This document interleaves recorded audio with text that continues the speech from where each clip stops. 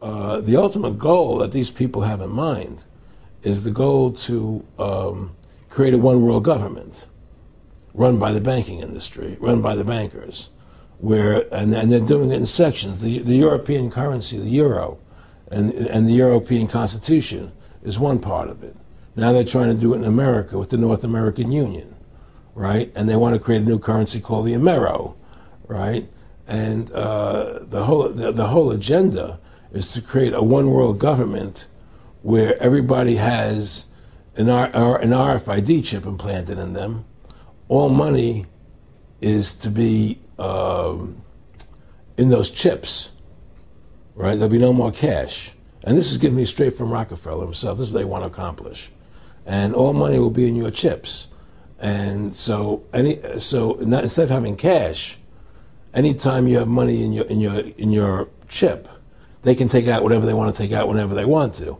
If they say you owe us this much money in taxes, they just deduct it out of your chip digitally. Total control. Total control. And if you're like me or you, and you're protesting what they're doing, they can just turn off your chip. And you have nothing. You can't buy food. You can't do anything. It's total control of the people. And that chip's connected to a database that has your purchasing records, what you do, what everything, you sell. Everything is in there, you know? And so they want a one world government controlled by them, everybody being chipped, all your money in those chips, and they control the chips, and they control people. And you become a slave. You become a serf to these people. That's their goal. That's their intentions. Eric, can you be specific about when you met Rockefeller, how it happened in these discussions? I met Rockefeller through a female attorney I knew who called me up one day and said, one of the Rockefellers would like to meet you. I had made a video called Mad as Hell, and he'd seen the video and wanted to meet me and knew I was running for governor of Nevada. So sure, I'd love to meet him. And I met him and I liked him, and he was a very, very smart man. And we used to talk and share ideas and thoughts. And he's the one who told me 11 months before 9/11 ever happened that there was going to be an event. Never told him what the event was going to be, but there was going to be an event. And out of that event, we were going to invade Afghanistan to run pipelines from the Caspian Sea. We were going to invade Iraq, you know, to take over the oil fields, establish a base in the Middle East, and make it all part of the New World Order. And we go after Chavez in Venezuela. And sure enough, later 9/11 happened. And I remember he was telling me how how you're going to see soldiers looking in caves for people in Afghanistan and Pakistan and all these places. And there's going to be this war on terror, of which there's no real enemy. And the whole thing is a giant hoax, you know, but it's a way for the government to take over the American people. He told you it was going to be a hoax. Oh, yeah. Oh, yeah. There's no question. He says, there's going to be war on terror. And he's just laughing. There's no... Who are we fighting? I mean, why do you think 9/11 happened and then nothing's happened since then? Do you think that our security is so great here that these people who pulled off 9/11, who were able to, can't knock down another plane? Come on, it's ridiculous. 9/11 was done by people in our own government and our own banking system to perpetuate the fear of the American people into subordinating themselves to anything the government wants them to do. That's what it's about, and to create this war, this endless war on terror. And that's why and that was the first lie. And the next lie was going into Iraq, you know, to get Saddam Hussein out with his weapons of mass destruction. That was the next lie. Now, specifically, this was a little over 6 years ago. This was 11 months before 9/11. Yeah. And Nick Rockefeller, who's a lawyer, he's become your friend over the previous years, and he's saying to you that there's going to be this big event, and then out of that we're going to have a war on terror, and it's just going to go on and on. Right, an endless war on terror without any real enemy. That you can never, so you can never define a winner. And did he say that it's going to be perfect because you can't define an enemy? It just goes on and on? Yeah, because you can't define a winner. There's no one to beat, so it goes on and on forever. And they can do whatever they want. They scare the hell out of the American public. Look, this whole war on terror is a fraud.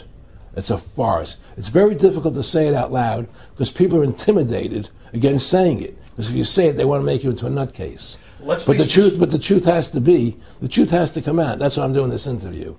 The fact of the matter happens to be that the whole war on terror is a fraud. It's a farce. Yeah, there's a war going on in Iraq because we invaded Iraq. And people over there fighting, you know. But the war on terror, it's a joke, you know. And until we discover what really happened on 9/11 and who was responsible for 9/11, because that's where the war on terror emanates from. That's where it comes from. It was 9/11 that allowed this war on terror to begin. And until we get to the bottom root of 9/11, the truth of 9/11, we'll never know about the war on terror.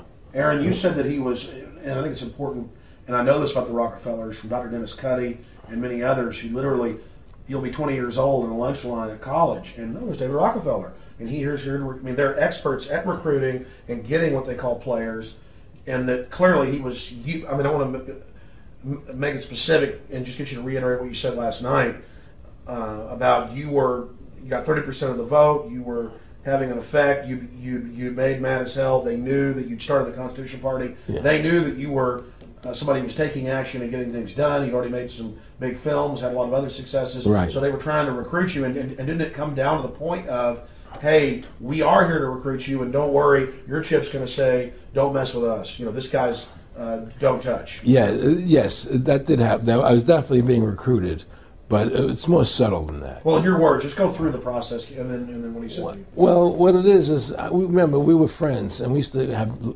go to my house a lot. We'd have dinner, we'd talk, and he'd tell me about business investments I get involved in, you know, or they would help me with this business investment or that business investment. And was I interested in joining the Council on Foreign Relations? You know, I would have to get a letter to join them, but was I interested in that? And, you know, just stuff, you know, leading you on. And I used to say to him that I never really did that because that wasn't where I was coming from. You know, as much as I like you, Nick, you know, your ways and my ways, we're on the opposite side of the fence. You know, I don't believe in enslaving people, you know, and he would come back with, oh, I do? Or? Well, it would be more like, you know... It's better for them. Well, it's more like, you know, how do I put it? It was like, what do you care about them? What do you care about those people? What difference does it make to you? Take care of your own life. Do the best you can for you and your family. What do the rest of the people mean to you? They don't mean anything to you. They're just serfs. They're just people. You know, it was just a lack of caring, you know, and that's just not who I was. It was just sort of like cold, you know. It was just like cold, you know. And I used to say to him, what's the point of all this? You have all the money in the world you need. You have all the power you need. What's the point? You know, what's the end goal? And he said the end goal is to get everybody chipped, to control the whole society, to have the bankers, the elite people, you know, the bankers and some governor controlling the world. And I said, do all the people in the Council on Foreign Relations believe this way you do? He said, no. You know, most of them believe they're doing the right thing. A lot of them believe it's better off being socialistic. You know, we have to convince people that that socialism is really capitalism. Because America's becoming a socialist country. It's a communist country today. Well, one of the things they told me was that he was at the house one night, and he would talk, and he started laughing. He said, Aaron, what do you think women's liberation was about?